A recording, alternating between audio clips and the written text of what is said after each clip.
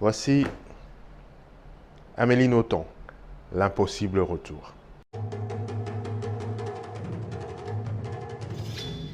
Mais c'est vraiment du Amélie Nothomb. J'ai l'impression d'avoir déjà lu ce livre.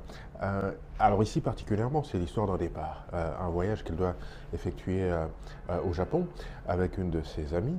Le Japon qu'elle connaît déjà, hein, parce elle a passé une bonne partie de son enfance, on va dire.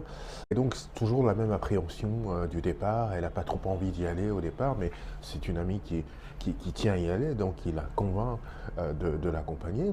Et à chaque fois qu'elle est revenue là-bas, elle a eu des surprises agréables. Elle a constaté finalement que cette langue qu'elle pensait partie, ces souvenirs qu'elle pensait enfouis, ont refait surface. Et c'est la même chose qui se produit. Ça veut dire que sa langue lui revient, les souvenirs lui reviennent. Et donc c'est un livre, en tout cas jusque-là, teinté d'anecdotes personnelles. Ici, j'ai l'impression plutôt que c'est un carnet de voyage qui n'offre pas beaucoup de surprises, qui n'offre pas beaucoup d'intrigues. Ah oui, c'est vrai, j'ai changé de vêtements.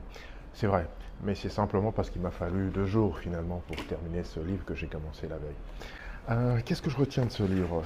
La frilosité du temps, parce que le temps finalement, euh, il vaut pas grand-chose. Le sentiment d'être resté enfant, de n'avoir pas vu le temps passer, et le contraste justement de réaliser qu'au soir de sa vie, le temps est passé si vite. Et puis ce qui est intéressant dans ce livre, c'est que finalement on découvre le Japon sans y être allé, parce que l'auteur nous fait une vraie balade sur les différents sites touristiques, mais nous apprend aussi beaucoup de choses sur la culture japonaise, et ça c'est très enrichissant. Alors ce qui m'a aussi fait marrer, c'est que finalement on est face à 2 personnages, Amélie elle-même et puis Pep, son ami, 2 personnages qui sont très amis, mais en même temps que tout oppose.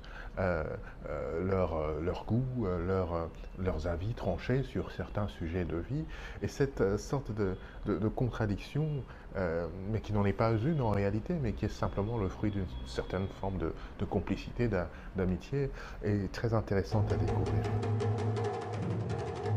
Par exemple, ici, je suis en page 78, où elle dit ceci: bien plus que lire, relire est un acte d'amour. Je trouve cette phrase très forte. Prendre le risque de réexpérimenter un coup de foudre, s'agissant d'un acte aussi intime que la possession littéraire, c'est insensé. Les voyages sont des espaces privilégiés pour lire, et je l'ai constaté tant de fois.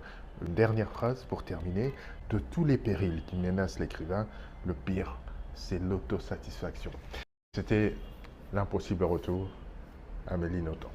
Les amis, lisez, lisez encore et lisez toujours.